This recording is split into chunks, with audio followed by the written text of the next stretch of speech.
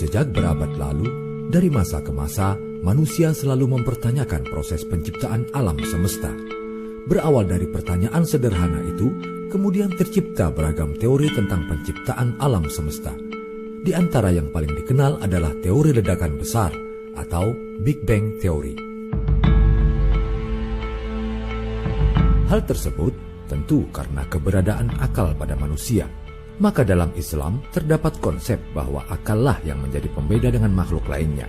Maka keberadaan akal adalah kunci untuk memahami penciptaan alam semesta bagi kehidupan manusia sendiri, serta jalan untuk mengenal Allah sebagai penciptanya.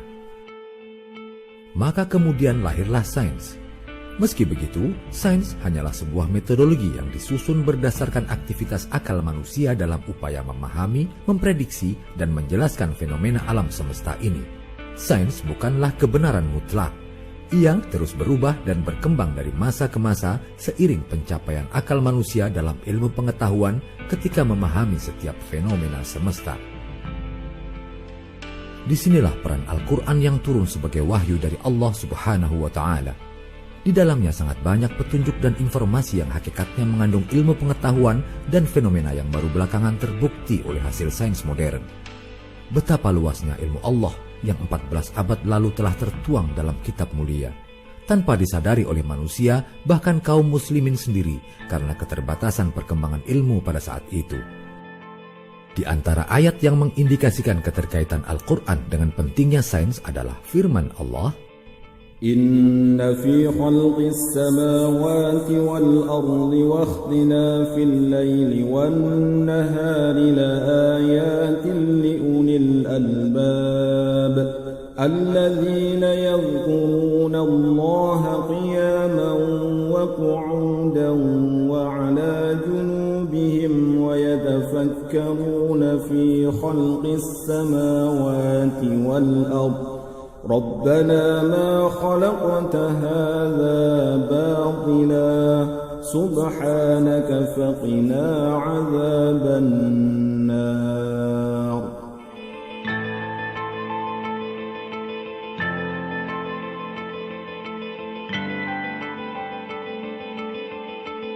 Posisi benda langit, planet, bulan, matahari, dan rasi bintang dahulu dipergunakan untuk meramal nasib manusia. Pengetahuan tentang ini dikenal dengan astrologi.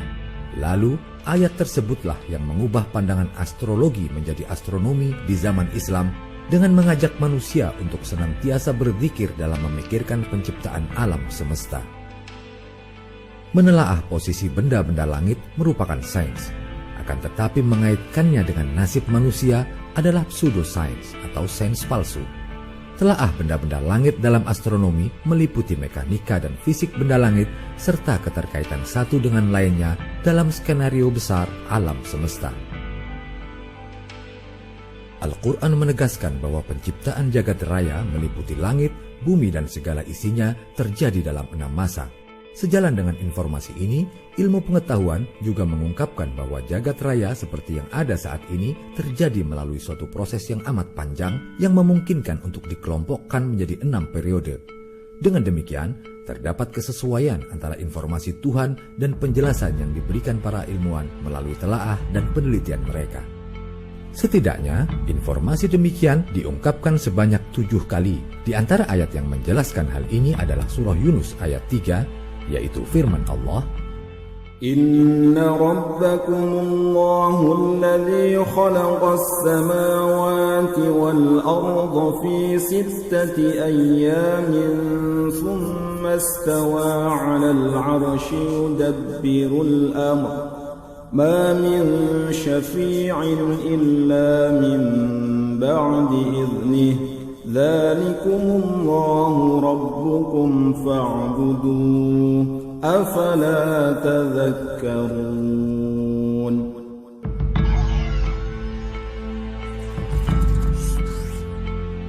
Kata yaum yang berarti hari pada ayat tersebut dimaksudkan sebagai rentang waktu atau periode penciptaan, bukan seperti hari yang dipahami manusia saat ini. Hari atau masa yang disebut dalam ayat ini dalam tuntutan agama hanya Allah saja yang mengetahui berapa lamanya. Dalam Al-Quran terdapat beberapa informasi tentang masalah ini. Ada ayat yang menyebut bahwa satu hari di sisi Allah sama dengan 1000 tahun dalam hitungan manusia. Seperti firman-Nya dalam surah Al-Hajj ayat 47 sebagai berikut.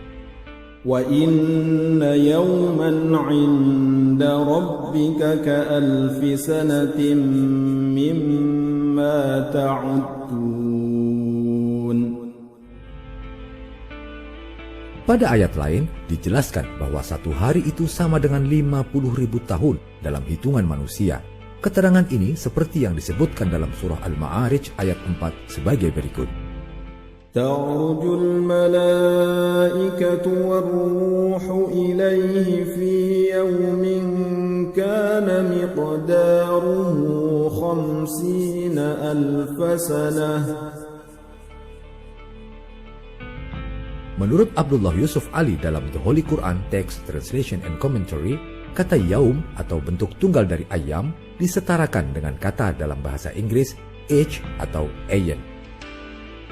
Sedangkan oleh Abdus Su'ud, seorang ahli tafsir abad ke-16, kata yaum disetarakan dengan pengertian peristiwa atau naubat. Memperhatikan berbagai pendapat itu, jelaslah kata yaum lebih tepat bila diterjemahkan sebagai tahap atau periode atau masa. Dengan demikian, kalimat fi sittati ayyam dalam ayat-ayat tersebut lebih tepat untuk diterjemahkan sebagai dalam 6 masa. Sebagai tambahan informasi yang tak kalah menarik, kata yaum yang berarti hari diulang sebanyak 365 kali di dalam Al-Quran. Hal itu sangat akurat dengan jumlah hari dalam setahun. Apakah itu suatu kebetulan? Wallahu a'lam bis-shawab. Merujuk dari surah An-Nazi'at, Profesor Thomas Jamaluddin dalam buku Menjelajah Kekuasaan Langit Menembus Kedalaman Al-Quran mengungkapkan bahwa 6 hari dapat bermakna 6 proses evolutif, sejak penciptaan alam semesta pertama kali sampai penciptaan manusia sebagai jenis makhluk terakhir yang diciptakan Allah. Proses dari penciptaan ini terus berlangsung sampai saat ini dan tidak berhenti pada suatu tahap tertentu. Maka, jika dirinci, ayat-ayat tersebut mengungkapkan secara kronologis 6 masa penciptaan sebagai berikut. Masa pertama dimulai dari ayat 27. أَأَنْتُمْ أَشَدُّ خَلْقًا أَمِ السَّمَاءُ بَنَاهَا. Apakah penciptaan kamu yang lebih hebat ataukah langit yang telah dibangunnya? Quran Surah An-Nazi'at ayat 27. Ayat ini menjelaskan tentang penciptaan alam semesta dengan peristiwa Big Bang, yakni ledakan besar sebagai awal lahirnya ruang dan waktu termasuk materi. Berdasarkan analisis astronomi kosmologi, ledakan besar terjadi sekitar 13,7 miliar tahun yang lalu. Penciptaan pertama kali adalah energi dari partikel foton. Dari partikel foton terbentuk proton, neutron, dan elektron, serta partikel lain yang tidak dikenal. Sains menggolongkannya sebagai materi gelap. Dari proton dan elektron terbentuk hidrogen sebagai unsur pertama pembentuk bintang. Masa kedua dilanjutkan di ayat 28. رَفَعَ سَمْكَهَا فَسَوَّاهَا. Dia telah meninggikan bangunannya lalu menyempurnakannya. Quran Surah An-Nazi'at ayat 28. Ayat ini menjelaskan tentang pengembangan alam semesta, sehingga benda-benda langit makin berjauhan, yang dalam bahasa awam berarti langit makin tinggi. Lalu menyempurnakannya, dalam arti pembentukan benda langit bukanlah proses sekali jadi, tetapi proses evolutif, yakni perubahan bertahap dari awan antar bintang menjadi bintang, lalu nanti akhirnya mati dan digantikan generasi bintang-bintang baru. Para astronom meyakini adanya pengembangan alam semesta berdasarkan analisis pergeseran spektrum unsur-unsur di galaksi jauh yang bergeser ke arah panjang gelombang yang semakin besar. Gerak menjauh galaksi-galaksi itu disebabkan karena ruang alam semesta yang mengembang. Hal itu sesuai dengan firman Allah, وَالسَّمَاءَ بَنَيْنَاهَا بِأَيْدٍ وَإِنَّا لَمُوسِعُونَ. dan langit itu kami bangun dengan kekuasaan kami, dan kami benar-benar meluaskannya. Quran Surah Az-Zariyat ayat 47. Secara sederhana, Keadaan awal alam semesta yang berkembang itu dapat diilustrasikan dengan pembuatan roti. Materi pembentuk roti itu semula terkumpul di dalam gumpalan kecil, kemudian mulai mengembang. Dengan kata lain, ruang pada bagian dalam roti sedang mengembang. Dianalogikan sebagai galaksi di alam semesta, butir-butir partikel di dalam roti itu saling menjauh sejalan dengan pengembangan roti itu sendiri. Dalam ilustrasi tersebut, kita berada di salah satu partikel di dalam roti itu. Di luar roti, kita tidak mengenal adanya ruang lain, karena pengetahuan kita terbatas hanya pada ruang di dalam roti itu saja. Demikian pula lah, kita tidak mengenal alam fisik lain di luar dimensi ruang waktu yang kita kenal saat ini. Allahu Akbar, betapa kecil dan terbatasnya pengetahuan kita dibanding seluruh jagat raya ini. Selanjutnya, masa ketiga termaktub dalam ayat 29, وَأَغْطَشَ لَيْلَهَا وَأَخْرَجَ ضُحَاهَا. Dan dia menjadikan malamnya gelap gulita dan menjadikan siangnya terang benderang. Quran Surah An-Nazi'at ayat 29. Ayat ini bercerita khusus tentang tata surya yang juga berlaku pada bintang-bintang lain. Masa ini adalah masa penciptaan matahari yang bersinar dan bumi serta planet-planet lainnya yang berotasi sehingga ada fenomena malam dan siang. Adanya matahari sebagai sumber cahaya, bumi yang berotasi menjadikan malam dan siang. Menurut penelitian astronomi, tata surya terbentuk sekitar 4,5 miliar tahun lalu dari awan antar bintang raksasa. Mulanya, awan antar bintang itu memadat sambil berotasi, berputar pada sumbunya. Bagian tengah yang semakin memadat akan semakin panas. Ketika suhunya mencapai puluhan juta derajat, mulainya reaksi nuklir. Hidrogen berfusi dengan hidrogen, menghasilkan helium dan energi. Bagian inti awan antar bintang itu menjadi matahari yang mulai memancarkan energinya. Lambat laun, debu-debunya tersibak oleh angin matahari, sementara debu yang memadat di sekitar matahari kemudian berproses membentuk planet-planet, salah satunya bumi kita ini. Lalu, masa keempat pada ayat 30, وَالْأَرْضَ بَعْدَ ذَلِكَ دَحَاهَا. Dan setelah itu bumi dia hamparkan. Quran Surah An-Nazi'at ayat 30. Ayat ini menjelaskan proses evolusi di planet bumi.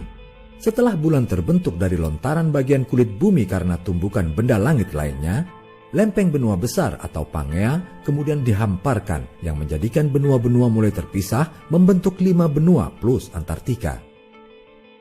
Bumi dihamparkan dalam ayat tersebut bermakna lempeng benua yang bergeser sedikit demi sedikit dalam waktu ratusan juta tahun. Sekitar 225 juta tahun lalu, semua benua masih bergabung. Lalu, benua Amerika mulai berpisah dari benua Eropa dan Afrika, sementara benua Asia bergabung dengan lempeng India Australia yang terlepas dari benua Afrika. Berikutnya, masa kelima, ayat ke-31, أَخْرَجَ مِنْهَا مَاءَهَا وَمَرْعَاهَا. Darinya dia pancarkan mata air dan ditumbuhkan tumbuh-tumbuhannya. Quran Surah An-Nazi'at ayat 31. Ayat ini menjelaskan awal penciptaan kehidupan di bumi, mungkin juga di planet lain yang disiapkan untuk kehidupan dengan menyediakan air. Proses pemanasan yang menyebabkan penguapan dan pembentukan awan, lalu hujan yang menyebabkan siklus hidrologi yang akhirnya memancarkan mata air. Al-Quran tidak menjelaskan proses awalnya, tetapi hanya menguraikan substansi proses hidrologis yang dikaitkan dengan proses awal kehidupan, yaitu menumbuhkan tumbuh-tumbuhan sebagai makhluk hidup pertama. Kehidupan diperkirakan bermula dari laut yang hangat sekitar 3,5 miliar tahun yang lalu berdasarkan fosil tertua yang pernah ditemukan. Di dalam Al-Quran Surah Al-Anbiya ayat 30 memang disebutkan semua makhluk hidup berasal dari air. Lahirnya kehidupan di bumi dimulai dari makhluk bersel tunggal dan tumbuh-tumbuhan. Yang menarik, proses lahirnya kehidupan yang dimulai dari tumbuhan terkait dengan skenario Allah menyiapkan kehidupan di bumi. Hadirnya tumbuhan dan proses fotosintesis sekitar 2 miliar tahun lalu menyebabkan atmosfer mulai terisi dengan oksigen bebas. Adanya oksigen diperlukan oleh sebagian besar makhluk hidup bergerak, yakni binatang dan manusia. Dan terakhir, masa ke-6 dijelaskan pada 2 ayat berikutnya dalam surah An-Nazi'at. وَالْجِبَالَ أَرْسَاهَا مَتَاعًا لَكُمْ وَلِأَنْعَامِكُمْ. Dan gunung-gunung dipancangkan dengan teguh. Semua itu untuk kesenanganmu dan untuk hewan-hewan ternakmu. Quran Surah An-Nazi'at ayat 32-33. Ayat ini menjelaskan lahirnya gunung-gunung akibat evolusi geologi dan mulai diciptakannya hewan dan manusia. Masa ke-6 ini menceritakan lahirnya binatang dan manusia setelah prasyarat kehidupan yang utama, yaitu adanya air dan oksigen terpenuhi. Proses geologis akibat pergeseran lempeng benua yang memunculkan gunung-gunung juga merupakan persiapan fisik yang memberikan keseimbangan dari gerakan bumi. Dan hal ini memungkinkan materi yang merupakan kandungan bumi dikeluarkan untuk kepentingan manusia sebagai khalifah di bumi. Berdasarkan temuan ilmiah yang diperoleh, telah disusun suatu silsilah evolusi yang berawal dari sejenis bakteri bersel satu yang hidup sekitar 3,5 miliar tahun lalu. Dari jenis bakteri, lahir generasi ganggang yang masih hidup di air. Ganggang hijau sekitar 1-2 miliar tahun lalu melahirkan generasi tumbuhan darat. Dari jalur ganggang hijau, sekitar 630 juta tahun lalu juga lahir generasi hewan tak bertulang belakang.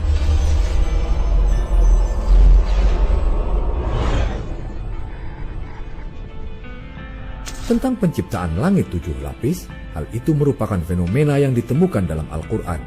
Ada beberapa ayat yang memberikan informasi tentang hal ini.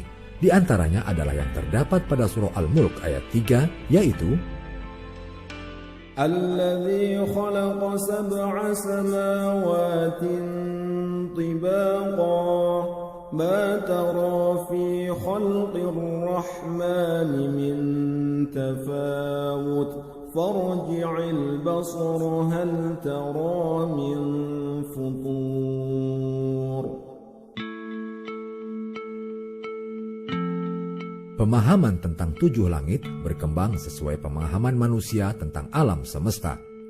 Dalam kebudayaan Eropa kuno, orang menganggap langit itu berlapis-lapis dengan bumi sebagai pusat alam semesta atau geosentrik. Bulan berada pada langit pertama, kemudian pada langit kedua sampai ketujuh masing-masing ada Merkurius, Venus, Matahari, Mars, Jupiter, dan Saturnus. Di luar langit 7 itu ada bintang-bintang lainnya. Dulu, orang juga mengaitkan dengan astrologi atau peramalan bintang, yaitu bahwa benda-benda langit yang dikaitkan dengan kepercayaan akan dewa penguasanya mempengaruhi kehidupan di bumi bergantian dari jam ke jam, dimulai dari yang terjauh.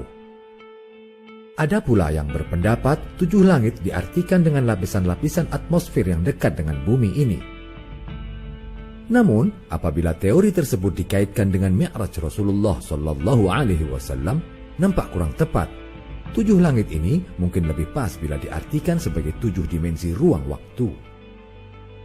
Seperti dinyatakan dalam fisika, bahwa di jagat raya ini terdapat 4 gaya fundamental, yaitu gaya elektromagnetik, gaya nuklir lemah, gaya nuklir kuat, dan gaya gravitasi. Kaluza-Klein teori menjelaskan bahwa untuk dapat menerangkan ketersatuan gaya-gaya yang 4 itu, maka adanya geometri ruang waktu yang kita berada di dalamnya sekarang ini tidaklah cukup.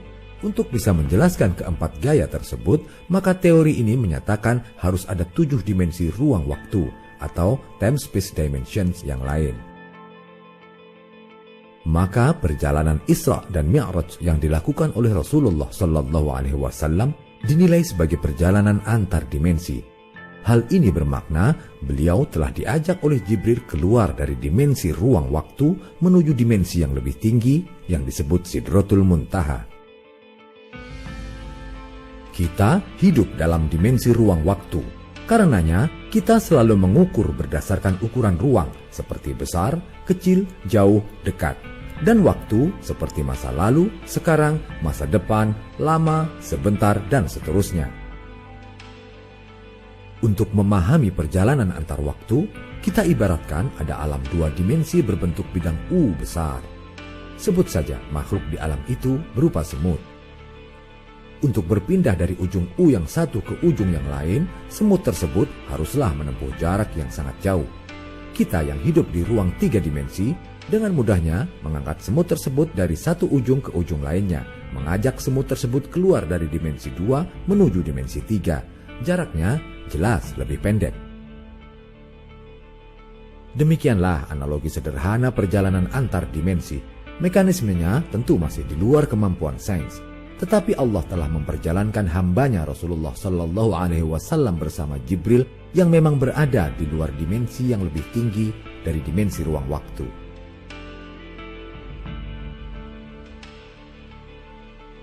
Para ilmuwan telah membuktikan betapa alam semesta ini diciptakan dengan sangat presisi. Allah mengisyaratkan bahwa alam semesta dicipta dalam satu struktur yang sangat harmonis. Informasi demikian dapat ditemukan dalam banyak ayat dalam Al-Quran, di antaranya surah Ar-Ra'd ayat 2. Allahul ladzi rafa'as samawati bighairi 'amadin tarawnaha thumma istawa 'alal 'arsyi wa sakhkhara asy-syamsa wal qamara kullun yajri li ajalin musamma يدبر الأمر يفصل الآيات لعلكم بلقاء ربكم توقنون. Ayat ini menegaskan sebuah fenomena bahwa tiap-tiap benda langit itu seakan terapung kokoh di tengah-tengah jagat raya tanpa ada tiang-tiang yang menyangga dan tanpa ada tali yang mengikatnya. Memanglah benda-benda langit yang terlihat di alam ini terwujud tanpa tiang yang menyangganya. Andai saja benda-benda sebesar itu mesti memerlukan tiang untuk menyangganya, dapat dibayangkan betapa semerawutnya alam semesta ini. Selanjutnya, Allah juga menjelaskan bagaimana Dia menundukkan matahari dan bulan dalam arti menetapkan keadaannya yang meliputi fungsi, gerak rotasi dan revolusi atau gerak pada poros dan pada orbitnya yang terus berlaku masing-masing sesuai dengan ketetapan waktu yang telah ditentukan. Demikian pula ketika menerangkan hakikat matahari dan bulan, Allah menjelaskan bahwa sesungguhnya mataharilah yang memiliki cahaya, sedangkan bulan tidak. Karena itu, bulan tidak memancarkan sinar setiap saat, sebab benda ini hanya memantulkan sinar matahari. Allah juga menerangkan bagaimana bulan bergerak pada posisi-posisi tertentu yang ternyata hal itu merupakan pertanda dari perjalanan waktu. Sehubungan dengan struktur seperti ini, Allah menginformasikan dalam surah Yunus ayat 5, Huwallazi ja'ala asy-syamsa dhiya'an wal qamara nuran wa qaddarahu manazila lita'lamu 'adada as-sinina wal hisab ma khalaqallahu dzalika illa bil haqq yufassilul ayati liqaumin ya'lamun. Menurut ilmu astronomi, yang paling berperan dalam menjadikan stabilnya benda-benda langit itu terutama adalah gaya gravitasi. Gaya-gaya yang lain itu mungkin tidak terlihat, tetapi efeknya dapat kita lihat dan rasakan. Dengan gaya itu, matahari, bulan, dan semua benda-benda langit bergerak terus-menerus yang satu mengitari yang lain, seakan terus-menerus bertawaf seperti yang dilakukan oleh umat Islam saat melaksanakan ibadah haji dan umroh. Semuanya ditundukkan mengikuti hukum-hukum Allah yang telah ditetapkan. Itulah yang disebut dengan sunnatullah. Pada ayat tersebut juga dijabarkan ketentuan Allah tentang garis edar atau orbit yang teratur dari matahari dan bulan. Hal itu berakibat munculnya pergantian siang dan malam, dimaksudkan agar manusia mengetahui perhitungan tahun dan ilmu hisab, yaitu ilmu tentang penghitungan waktu yang didasarkan pada posisi bulan atau matahari. Begitulah ketetapan Allah menciptakan alam semesta ini dengan penuh harmoni dan presisi, kemudian menjadikan manusia di kehidupan bumi untuk menjadi khalifah. Ketaatan pada peringatan Allah untuk menjaga alam ini akan membuahkan kebaikan bagi alam maupun manusia. Namun demikian, banyak pula di antara manusia yang justru tidak melakukan tugas ini seperti yang dikehendaki Allah. Akibat yang dapat disaksikan adalah fenomena-fenomena yang menjurus pada kerusakan dan kehancuran alam semesta, sebagaimana firman Allah, telah tampak kerusakan di darat dan di laut disebabkan karena perbuatan tangan manusia. Allah menghendaki agar mereka merasakan sebagian dari akibat perbuatan mereka, agar mereka kembali ke jalan yang benar. Quran Surah Ar-Rum ayat 41. Global warming dan menipisnya lapisan ozon hanyalah contoh awal yang sering dikhawatirkan dunia saat ini. Sangat banyak ayat-ayat di dalam Al-Quran yang memperingatkan dahsyatnya kerusakan alam semesta ini di akhir zaman. Di antaranya, apabila bumi diguncangkan sedahsyat-dahsyatnya dan gunung dihancur luluhkan sehancur-hancurnya, maka jadilah ia debu yang berterbangan. Quran Surah Al-Waqiah ayat 4-6. Di ayat lainnya, Allah juga memperingatkan, apabila langit terbelah, dan apabila bintang-bintang jatuh berserakan, dan apabila lautan dijadikan meluap. Quran Surah Al-Infitor ayat 1-3. Menurut teori evolusi bintang, matahari kita akan membesar menjadi bintang raksasa memerah menjelang kematiannya. Pada saat itu, matahari bersinar sedemikian terangnya hingga lautan akan mendidih dan kering. Batuan akan meleleh dan kehidupan pun akan punah. Kemudian matahari akan terus bertambah besar sehingga planet-planet di sekitarnya seperti Merkurius, Venus, Bumi dan Bulan serta Mars masuk ke dalam bola gas matahari. Barangkali kejadian inilah yang diisyaratkan dalam Al-Quran Surah Al-Qiyamah ayat 7-9 sebagai bersatunya matahari dan bulan. Hal itu bahkan sangat sesuai dengan hadis Rasulullah sejak 14 abad yang lalu. Beliau sallallahu alaihi wasallam bersabda, "Tudna syamsu yaumal qiyamati minal khalqi hatta takuna minhum kamiqdari mil." Pada hari kiamat nanti, matahari akan didekatkan jaraknya terhadap makhluk hingga tinggal sejauh 1 mil saja. Hadits riwayat Muslim. Sungguh, suatu proses kehancuran yang sangat mengerikan telah diperingatkan oleh Allah dan Rasul-Nya sejak 14 abad yang lalu. Bahkan sebelum sains benar-benar mampu memahami struktur alam semesta dan sistem tata surya seperti zaman modern ini. Hanya yang bertakwalah yang akan selamat pada hari itu. Sebagaimana firman Allah, "Wahai manusia, bertakwalah kepada Tuhanmu. Sungguh, guncangan hari kiamat itu adalah suatu kejadian yang sangat dahsyat." Quran Surah Al-Hajj ayat 1. Hari akhir itu pasti akan datang atas kehendak penciptanya. Memanglah semua yang ada di jagat raya ini akan binasa kecuali Allah sang pencipta. Sebagaimana firman-Nya, "Kullu syai'in halikun illa wajhah." Segala sesuatu pasti akan binasa kecuali Allah. Quran Surah Al-Qasas ayat 88.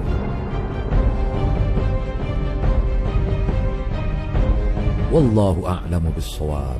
Semoga kajian ini bermanfaat menambah pengetahuan kita.